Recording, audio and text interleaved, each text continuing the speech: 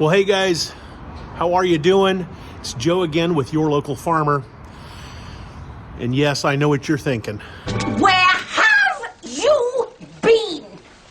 Yes, guys, I'm really sorry that I haven't done a video in quite some time.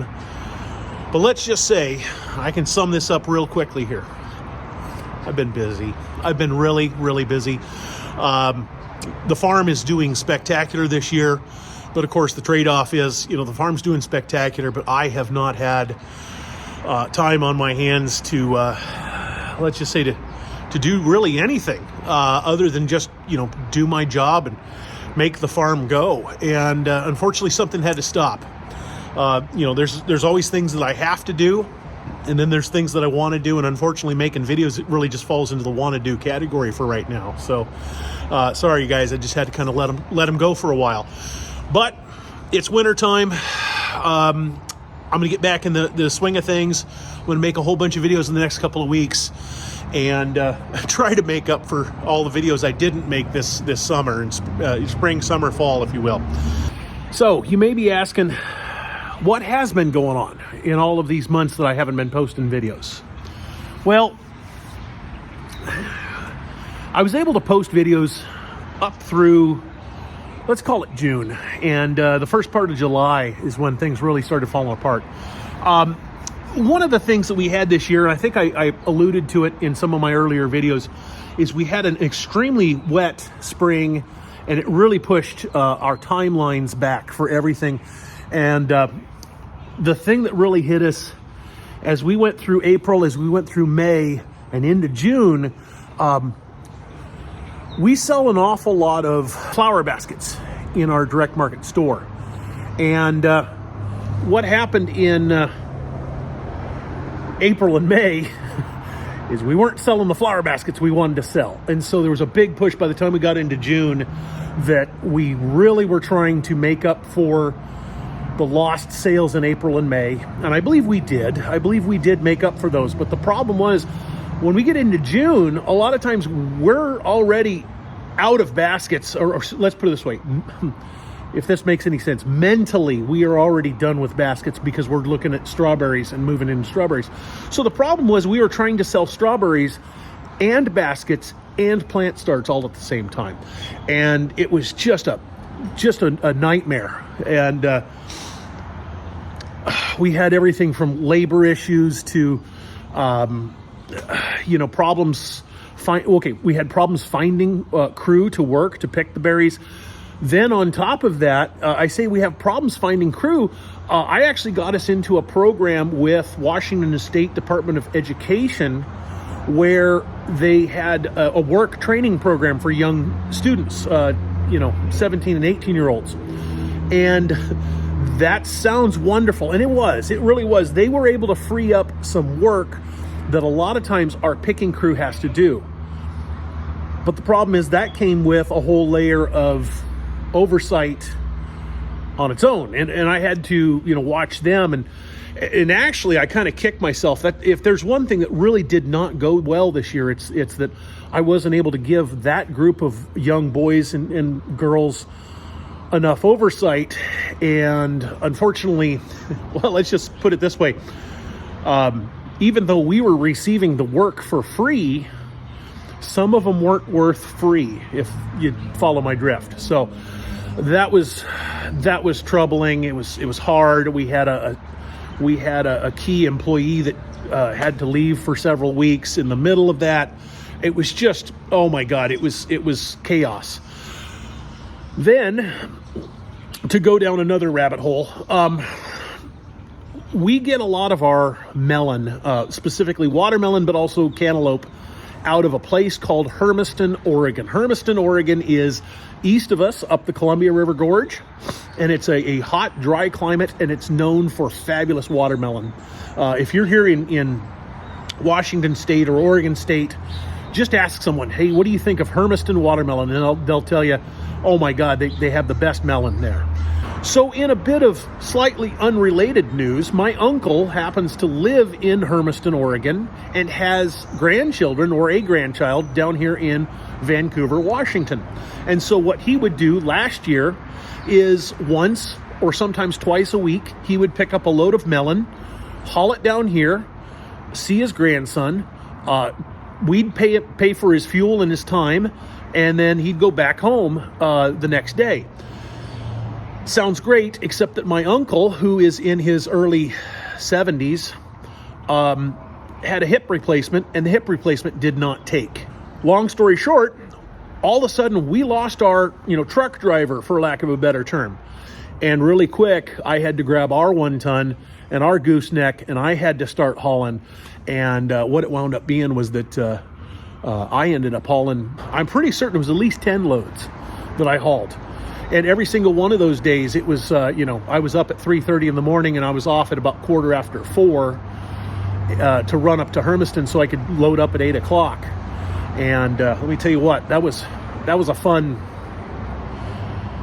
couple of months, because here I was trying to run the finances of the farm, and 2 days a week I was driving truck. So not to mention trying to oversee the picking crew, trying to oversee the crew I was just telling you about that built boxes and stuff. Trying to make sure that all of the payroll was getting taken care of, balancing the checkbook and all of that. So, just a ton of work. So, anyhow, did have a few fun things pop up, and in fact, I'm going to interject some video here. After we got through August, we got into September, and we started hauling. Or shall I say, we started bringing in, if you will, the logistical support for our pumpkin patch. Well, 2 semi-loads of hay didn't exactly finish up all of the straw that we needed to bring down for our own use. And so the last load of hay, I actually had to take our gooseneck and go haul that ourselves. And so I'm going to interject that little bit of video that I shot there real quick here. Well, this is a little different for us. I'm out in a little town called Centerville, Washington. As you can tell, I'm kind of in a different climate than what we are at our farm. I'm picking up some straw. Here's, let me see, 161 bales of straw that I've just picked up. Okay, and as you notice, if you look around behind me here, oh, look, there's a tree. Oh, there's a couple more. But yeah, we're seriously lacking trees. What I do have is cows. Anyhow, so this here is a little town. We are just on the east side of the Cascade Mountain Range. And it's kind of funny. A lot of folks that may or may not, if they don't know anything about Washington, all that they can think of with Washington is that it is a wet, rainy climate. And sure, a third of the state is. 1/3 of the state is pretty wet and rainy. That's where we live. But a third of the way across the state is a mountain range. And once you get across that mountain range, it's actually high desert. And, well, first of all, guys, I'm sorry about the wind. I hope it's not too bad. But we're over here. We're in a high desert climate. The wind's howling. There's no trees. Heck, even the soil. Look at the soil. The soil's just dry. Long story short, it's a completely different environment over here. Like I said, 2/3 of the state of Washington is actually high desert plains and dry. And it's gorgeous country, great wheat country. There's a whole lot of wheat production in Washington state. So anyhow, I'm going to hit the road. I'm going to get this pile of straw back to the farm. So once we got into the month of August, or mid-August, we had a small field of wheat that we had grown for a couple reasons. Number one, we had some spare ground. Number two, we have some chickens that we always bring in for our pumpkin patch petting zoo, and wanted to have some wheat on hand to feed them. We kind of did things a little strange, but you'll hear it in the video. You'll understand why we were doing what we were doing, even though it wasn't exactly, I don't want to say correct, but it wasn't the standard fare, if you will.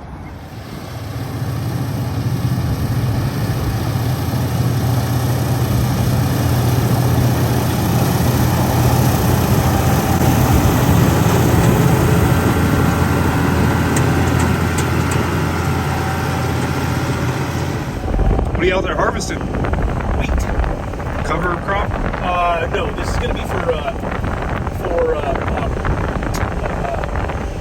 grain. It's for chickens, essentially. Oh, okay. And And we'll use it, or we're going to sell it? Oh, yeah, we're going to use it, and then cottons are going to use some of it too, and then we'll use the straw for decorator bales. Okay. Those little tiny light bales that we sell at pumpkin patch. So we're like triple purpose. Triple Feed, purpose. cover, Yeah, straw. that's it. Yeah, that's it. Yeah.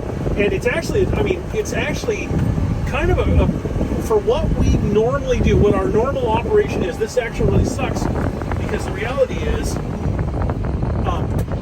this is going to be some of our lowest dollar ground that we'll get all year long. But we will get, there we go. But what we get off of it is some stuff that we really couldn't do without. Like I said, feed for the chickens. Yeah. And then those decorator bales. Those decorator bales, definitely, it wouldn't be the end of the world if we didn't have those decorator bales.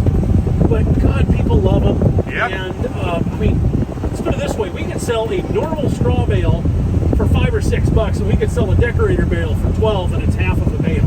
It's wild. So it's one of those. The economics don't even make sense, really. But as long as it's a byproduct of something we're already doing, Right, exactly. And now, when I put the video together, I'm gonna have tons of people asking, why are you swathing wheat? The reality is, we are only swathing wheat because our neighbor that has a combine does not have a direct cut head. Okay. Normally, we come in here and you do something similar to this right into a combine. And so if you notice, this is kind of a mini combine, but it has no thresher in it. No It's thresher? just Thresher. Thresher. It's not threshing the grain. I see. It's just simply cutting the grain. And it just pushes it into a pile on the side. Just putting it in a windrow, yeah. And windrow, yes. But this is a fun little machine. And not to mention these things, these swathers, the way that they steer, because they steer kind of like a zero-turn lawnmower, only a really big one. Yeah. They're squirrely as all get out. So they're hard. They're quite.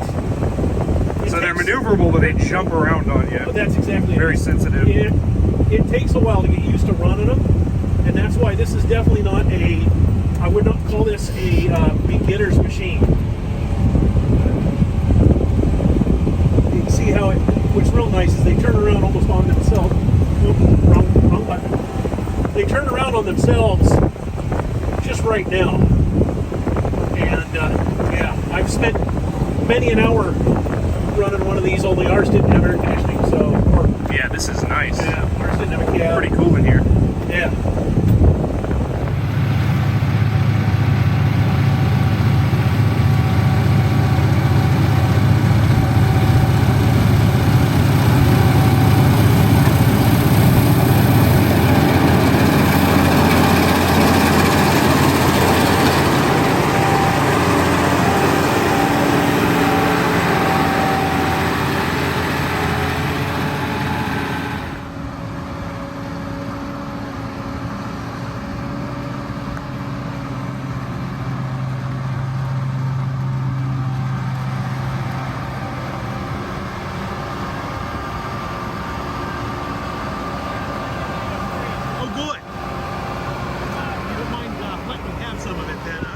So once we got into the month of September, what took an awful lot of my time was a project we had going on right around here, like all of this. You can see over here, guys, we've got some big propane tanks.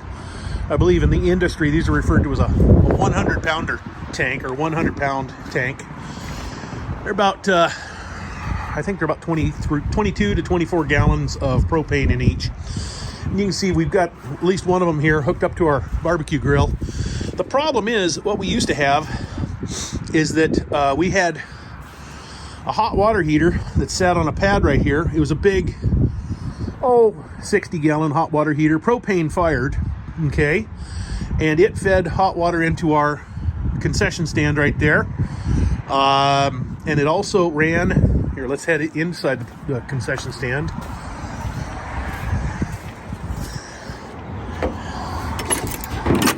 It also ran this big, zoom in here, this big 4-burner stove that we have, the stovetop.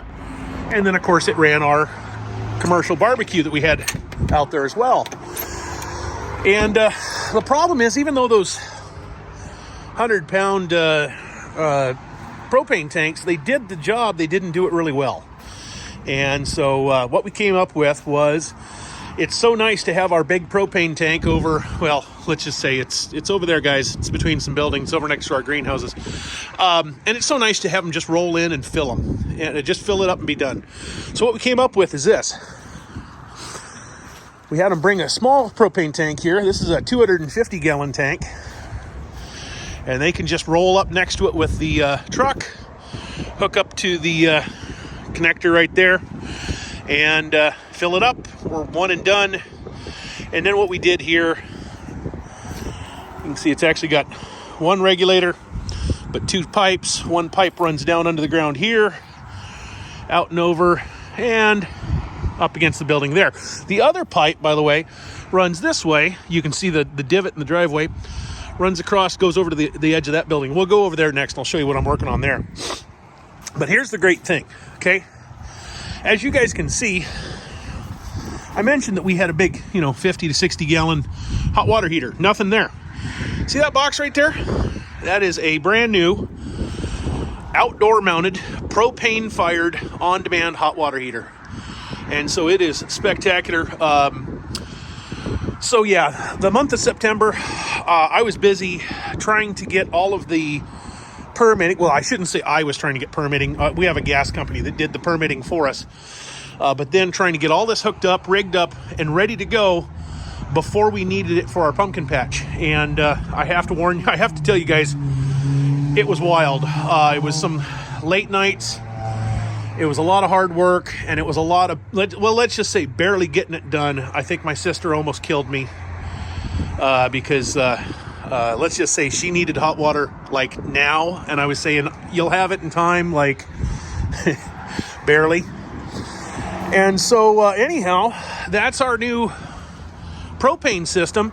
I don't know why we still have 4 of these 100-pound tanks sitting out here, except for the fact that one of them still hooked to the barbecue.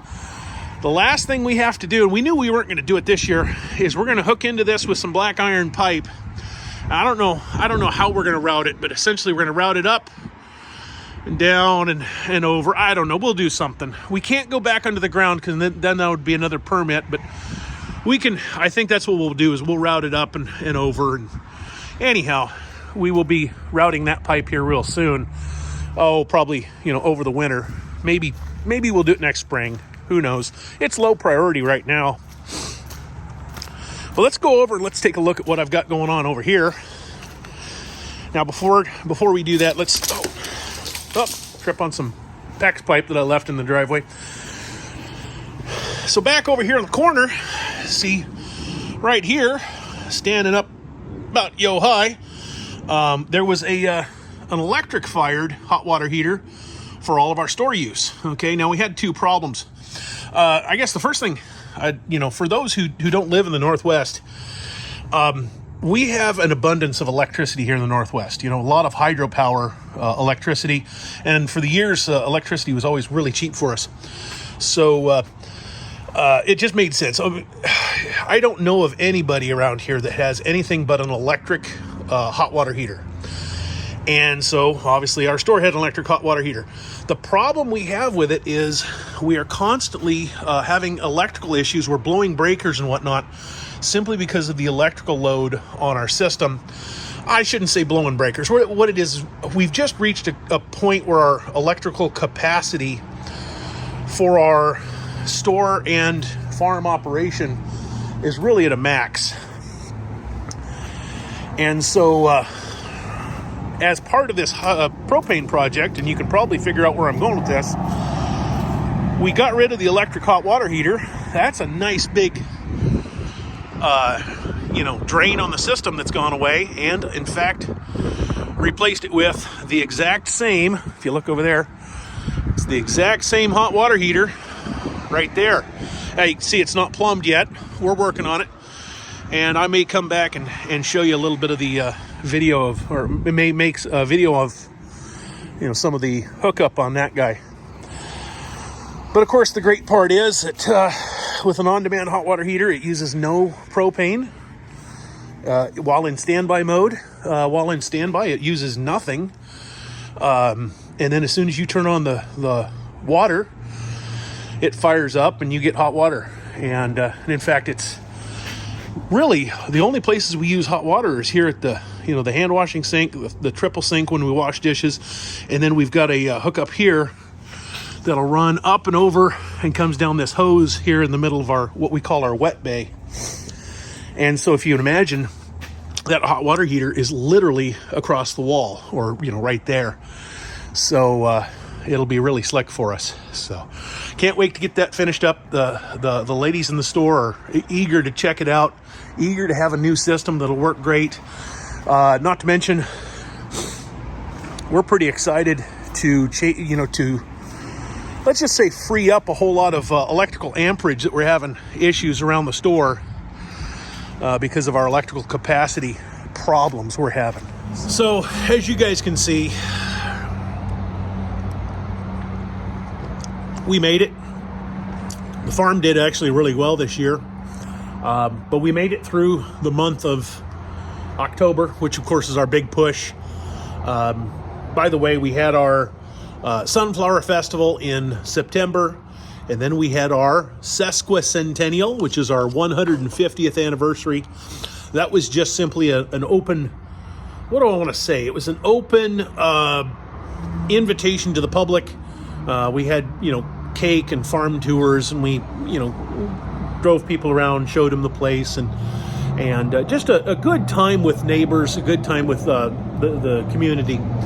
And then, of course, we jumped right into Pumpkin Patch. And, well, let's just say we had our ups and downs. It's funny that Washington State has a minimum wage that is currently $14.49 an hour, and yet we still had almost a 30% labor loss rate. In other words, 30% of the people either didn't come to their first day of work or quit within the first couple of days. Let's put it that way. It's amazing that we can have that kind of a minimum wage and still have problems holding on to or even finding employees. But it is what it is. So anyhow, finished up October. November is, of course, a real slow month for us. But now that we're into December, we're selling Christmas trees like mad. It's kind of funny that here we are in the Pacific Northwest, surrounded by commercial Christmas tree growers, and we can't find Christmas trees.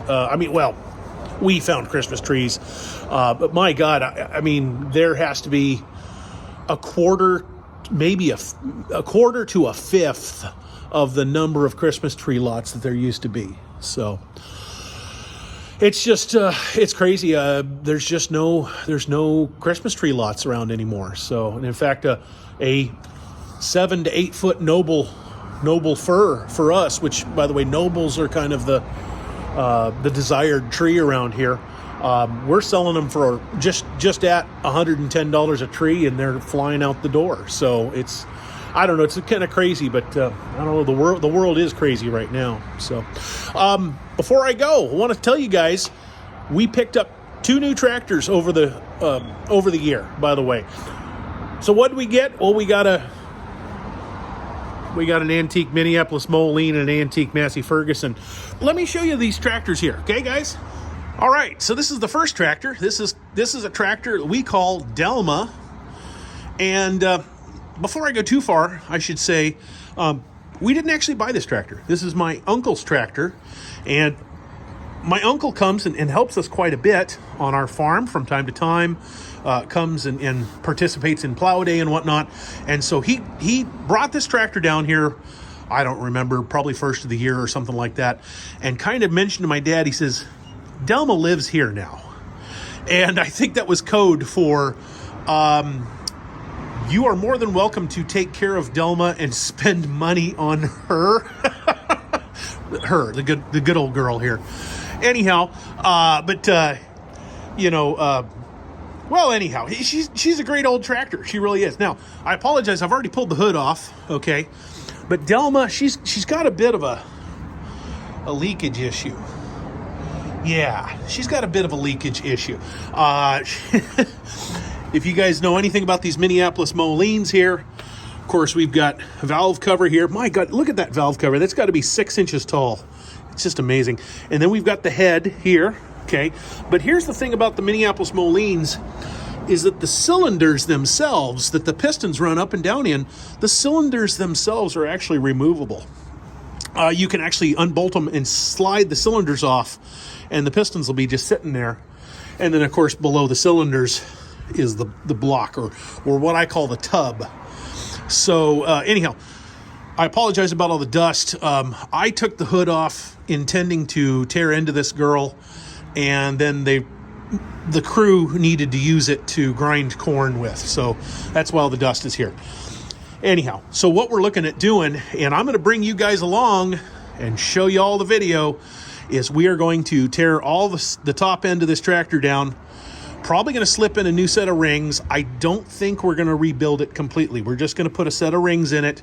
And then the big thing is, this is a 1954, I think, 1954 tractor. And it has all the original cork gaskets in it. So all of the heads and the cylinder sleeves and everything are coming off, and we're going to reseal everything. Hopefully that'll seal her up. We're also going to have to split it in half. Okay, that's a real fun job. Is we'll split it in half. It needs a rear main seal as well. So rear main seal, new gaskets throughout, plus a set of rings, and I think that'll probably get her up and running. When she does run, she runs great. This is a wonderful tractor. It's got power steering on it. It's great. It's great. And then, okay, so our friend Jack Hardy, thanks Jack. This is Jack's tractor. Was Jack's tractor. And Jack grew up in the Dakotas. And Jack, I apologize, I can't remember if it's North Dakota or South Dakota, but his family had a Massey 97. And he said when he was a kid, this was the tractor to have. And it's a big tractor. This is about 100 horsepower. I think it's actually rated at like 99 or something like that. 100 horsepower tractor. Massey Ferguson. Now here's the funny thing. Remember what I just showed you on Delma over there? This is the exact same tractor, only it's got, instead of just 4 cylinders, 2, 4, this has 6. It's the exact same tractor otherwise. Well, nearly. And instead of a 54, this is a 1964. And yeah, so Jack came up with an offer, or a chance to purchase 2 antique cars. I believe it was a car and a pickup, I believe. And came to us and said, hey, you guys like my Massey 97? So, well, of course we do. It's a nice big tractor. It's got lots of creature comforts, and it's great for pulling pumpkin patch wagons. And he goes, well, tell you what, he says, pay me. I think we paid him $1,000, and it's yours, which is an insane deal. And so, of course, we went ahead and picked it up from him. The only problem is, of course, now it becomes, don't take this the wrong way, but now it becomes our headache instead of Jack's headache. So here's headache number 1. This tractor actually runs phenomenally. The only problem is it's got a bit of a leak back here. So the first thing we're going to do, even before we touch Delma, so we're going to take the Massey 97, we're going to back it into the barn, or the shop, I should say. It's over there. And we're going to tear into this hydraulic system, because there's a leak here somewhere. We just have to find it. We were having to fill this thing almost daily. I'll say we went through, oh my God, probably 5 gallons of hydraulic fluid every other week in this thing. It burns almost no motor oil, but it burns hydraulic oil like it's going out of business. So let's just say we're doing really well at keeping the dust down on the track for the pumpkin patch. So anyhow, so that's that, guys. We will be tearing into that, and I promise I will get my GoPro out and set up the stand, and I'll bring you guys along when we tear into this thing and try to find where that thing's leaking from. Okay? And Delma, we're going to do the same to her.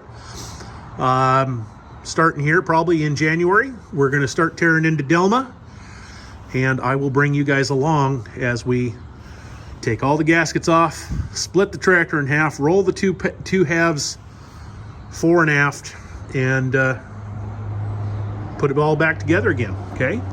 By the way, a little bit of trivia for you guys. For all of you non-tractor folk, I've heard two different stories. The story number one was that Massey Ferguson wanted to get into the large tractor business, but didn't have a large tractor of their own. Story number two that I heard was that Massey Ferguson had a factory fire somewhere in there, something about a U.S. factory that caught on fire, and so they couldn't build the tractor that they intended to build. If you notice, Prairie Gold, that's the official color, by the way, of a Minneapolis Moline. If you look here, Prairie Gold. So what Massey Ferguson did is they bought Minneapolis Moline tractors, here, let me head to the other side. They bought a Minneapolis Moline,